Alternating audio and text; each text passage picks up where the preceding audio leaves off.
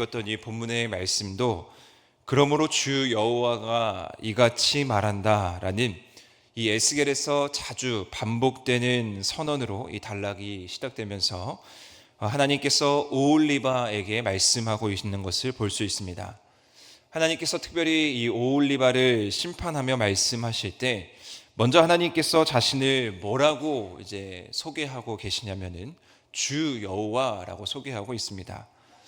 주 여호와 당연한 하나님의 소개일 수 있지만 오늘 본문 가운데에서 의도적으로 하나님은 주 여호와라고 자신을 일컫고 있는 것을 확인할 수가 있는데 왜 그러냐면요, 이 주 여호와는 내가 너희들과 언약 관계를 맺은 하나님인데 그런 표현이 담겨 있는 것이 바로 주 여호와입니다.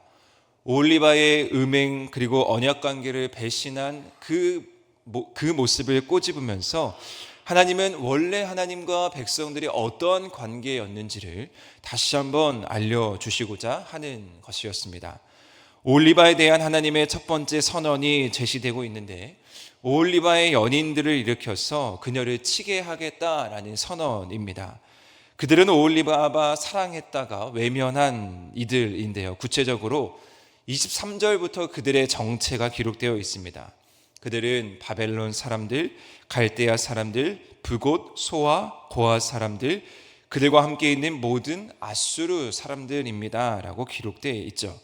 더 나아가 이들에 대해서 설명이 기록되어 있는데 그들은 준수한 청년들이고 유명하며 말타는 자들이고 병거와 수레와 크고 작은 방패를 이끌고 투구를 쓴 군대를 거느리고 이제 너를 애워싼다 라고 말하고 있습니다. 그들이 이제 무장을 해서 온갖 군대를 이끌고 온갖 전투 장비를 하고 이제 오홀리바 주위를 자리 잡게 하면서 그를 이제 심판하고 그를 위협하게 된다라는 말씀입니다. 하나님이 심판 수행을 위해 보내신 자들은 이제 분노로 이 오홀리바를 아주 혹독하게 다루게 된다라는 것을 확인할 수 있습니다.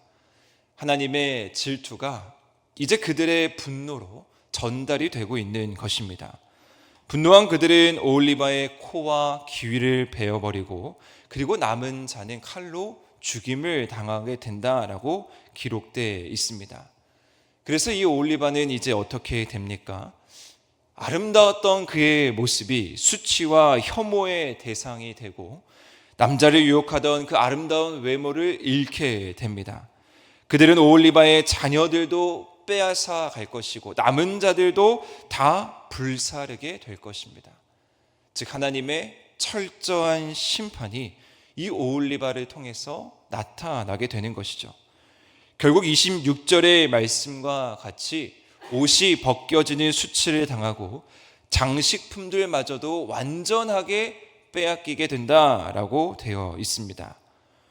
하나님은 이처럼 참혹한 심판을 통해서 오홀리바의 음란과 또 애굽 땅에서 시작된 음행을 완전하게 차단하고 그치겠다라고 선언하십니다.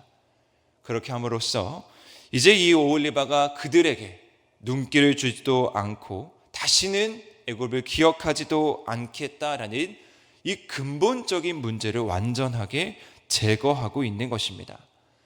하나님을 향하지 않았던 시선을 바로잡기 위해서 하나님은 철저하게 그들을 무너뜨리고 어떻게 하십니까? 그들에게 아무것도 가진 것이 없게 합니다.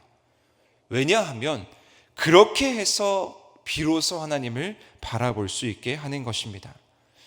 우리는 먼저 오홀리바에게 말씀하시는 이 철저하게 오홀리바를 무너뜨리고 모든 것을 다 빼앗고 또 지나온 애굽을 바라보지 않게 하고 애굽을 기억하지 않게 하는 이 모습을 보면서 한 가지 깨닫게 되는 말씀이 있습니다.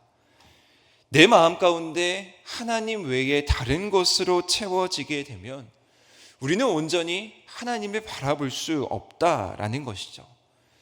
내가 하나님을 믿는다라고 말하면서 내가 하나님을 바라본다라고 말하면서 그 마음 안에 조금이라도 다른 것이 있다면 온전히 주님을 바라볼 수 없기에 하나님은 철저하게 그러한 마음을 무너뜨리고 온전히 주님께 바라볼 수 있는 마음으로 우리를 무장시킨다라는 것을 확인할 수 있습니다.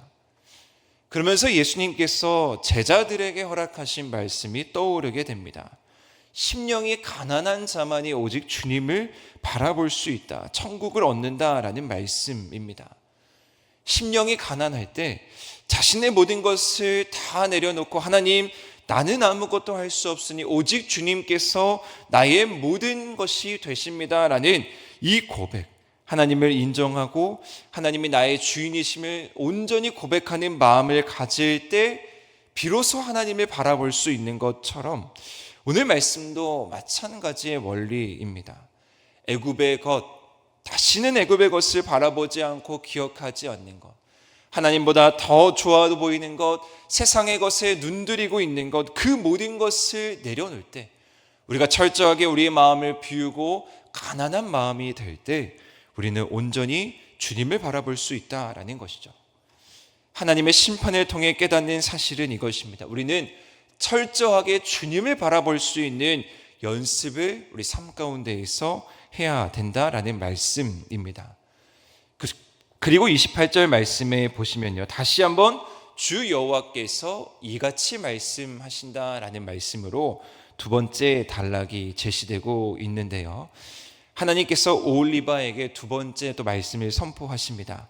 하나님은 오홀리바가 사랑했다가 마음이 떠난 자들의 손에 그녀를 넘겨주겠다라고 여러 수차례 반복하시면서 그것에 대해서 설명을 덧붙이고 있는데요, 29절 말씀에 그들이 미워하는 마음으로 내게 행하여 내 모든 수고한 것을 빼앗았고 벌거벗은 몸으로 두어 음행을 드러나게 할 것이다 라고 말씀하고 있는데, 그리고 나서 그 이유를 하나님께서 덧붙여 설명하십니다. 오홀리바가 여러 나라를 음란하게 따라다녔고 그 우상들로 자신을 더럽혔기 때문이고, 또 한 가지, 내가 내 형의 길, 즉 오홀라의 길을 행하였기에 오홀라가 마셨던 잔을 너에게도 주겠다라고 하나님을 선언하십니다. 이 잔은 어떤 잔으로 묘사가 되어 있냐면요, 깊고 크고 가득한 잔입니다. 깊고 크고 가득한 잔인데, 이 깊고 크고 가득한 잔 안에 무엇이 담겨 있겠습니까? 바로 하나님의 분노, 하나님의 진노가 담겨 있습니다. 그 잔을 마시고 나면 어떻게 됩니까? 이제 코 웃음과 조롱거리가 된다라고 말씀하고 있습니다. 이제 이 잔을 마심으로 말미암아 금심하게 되고, 이제 이 잔을 마심으로 말미암아 하나님의 분노, 하나님의 진노, 하나님의 철저한 심판이 그 땅 가운데 이루어지게 되는 것입니다. 그리고 35절 마지막으로 그러므로 주 여호와께서 이같이 말씀하신다라고 또 한 번 말씀이 반복되면서 오늘 말씀이 마무리됩니다. 처음에도 주 여호와가 이같이 말씀하신다. 그리고 28절에도 주 여호와가 이같이 말씀하신다. 35절에도 그러므로 주 여호와가 이같이 말씀하신다. 그리고 나서 심판의 말씀들이 계속해서 주어집니다. 어떠한 의미겠습니까? 하나님께서 반드시 그 심판을 이루신다라는 말씀입니다. 다시 하나님께서 계속해서 반복적으로 임하는 이 심판 앞에 하나님의 진노의 잔을 마시는 이 오홀리바의 모습을 통해서 우리는 하나님의 심판이 주어지는 것이 얼마나 큰 불행이고 아픔이고 얼마나 큰 하나님의 분노인지를 깨닫게 됩니다. 자, 그런데 한 가지, 이 오홀리바는요, 기회가 있었다라는 것을 우리는 오늘 이 말씀을 통해서 묵상할 수 있습니다. 이 오홀리바는 형 오홀라의 길을 가지 않으면 됐습니다. 그런데 보십시오. 어제 본문이었던 11절 말씀에 이런 표현이 있는데, 그 아우 오홀리바가 이것을 보고도 그의 형보다 음욕을 더하며 더 심하고 더 부패하였다라고 기록하고 있습니다. 이것을 보고도 하나님의 심판이 그의 형이었던 오홀라에게 임했던 것을 분명하게 봤음에도 불구하고 거기서 멈추지 않고 오홀리바는 그것에 더하여서 하나님의 분노를 일으키는 행위를 했다라는 것을 오늘 우리는 말씀을 통해서 깨닫게 됩니다. 심판을 행해졌음을 봤음에도 불구하고 멈추지 않고 계속해서 더 그 길로 달려갔다라는 것입니다. 이것은 무엇을 의미합니까? 오홀리바는 이미 눈이 먼 상태입니다. 죄의 눈이 멀어서 그 죄에 대한 결과가 얼마나 무서운지를 전혀 깨닫게 되지 못하는 상태입니다. 그 잔을 마시게 되고, 오늘 본문에 심지어 그 다 마시고 깨어진 조각을 씹는다라고까지 표현되어 있는데 전혀 소용이 없다라는 거예요. 그것을 향해서, 죄를 향해서, 심판을 향해서 눈이 먼 상태로 계속해서 달려가고 있는 이 오홀리바의 모습입니다. 사랑하는 성도 여러분, 죄의 속성이 이렇게 무섭다라는 것이죠. 이것을 보고도 심판이 행해졌음을 눈앞에서 똑똑히 봤음에도 불구하고 계속해서 달려갑니다. 하나님의 진노의 잔이 가득 채워져서 그것을 마셨음에도 불구하고 그 잔이 깨어서 그 잔을 씹는데도 그것을 모르면서 달려가고 있습니다. 우리가 해야 하는 일은 무엇이겠습니까? 우리는 적어도 이러한 심판 앞에서 우리에게 혹여라도 그 심판이 다가온다면 우리는 그것을 철저하게 제거하고 물리칠 수 있어야 합니다. 하나님의 진노의 잔이 채워지고 있는데 그것을 깨닫지 못한다면 얼마나 불행한 인생이겠습니까? 눈이 가리워서 우리가 제 갈 길을 알지 못하는 그런 사람이 되어서는 안 되는 것이죠. 우리에게 병이 찾아오면 그 병의 근원을 찾아서 완전하게 뿌리까지 깨끗하게 제거해야 합니다. 그래야 다시는 그 병이 우리 가운데 찾아오지 않고 완치될 수 있는 것이죠. 죄의 원리도 마찬가지입니다. 우리에게 혹여라도 작은 틈을 비집고 죄가 찾아오게 되면 우리는 그것을 드러내놓고 그것을 제거할 수 있어야 합니다.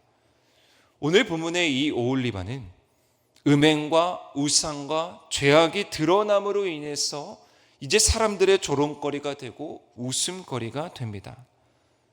우리는 생각해 봐야 합니다. 우리에게 있어서 가장 조롱거리가 되고 가장 웃음거리가 되고 가장 수치심은 무엇이겠습니까? 우리가 하나님 앞에서 우리의 죄악을 가리려고 하는 이 행위가 바로 하나님 앞에서 가장 큰 조롱거리고 하나님 앞에서 가장 큰 수치심 아니겠습니까? 이미 하나님께서는 다 알고 계시는데 우리가 손바닥으로 하늘을 가려봐야 아무런 소용이 없는 것이죠. 우리는 오늘 주님 앞에 항상 벌거벗은 사람임을 인정하면서 우리가 깨끗하게 언제든지 거룩하게 주님 앞에 드러내는 존재임을 기억하면서 오늘도 우리는 변함없이 해야 할 일, 우리 마음 가운데 항상 정결하고 거룩하게 주님 앞에 우리의 모든 것을 드러내놓고 나아갈 수 있는 용기, 세상 가운데 수치와 세상 가운데 조롱거리가 되는 것을 두려워하는 것이 아니라 내가 벌거벗은 몸으로 주님 앞에 나아올 때 나는 정말 당당하게 주님 앞에 나아올 수 있는가? 나는 정말 주님 앞에 거룩한 모습으로 오늘도 나아갈 수 있는가? 이 말씀을 붙들고 다시 한번 우리의 삶의 모습을 점검하면서 우리가 오홀리바와 같이 심판의 주인공이 되는 것이 아니라 진노의 잔을 마시는 것이 아니라 하나님 앞에서 당당하고 거룩한 그리스도인으로 오늘도 승리하며 나아갈 수 있는 우리 하늘의 모든 성도님들 되시기를 주님의 이름으로 간절히 축원드립니다.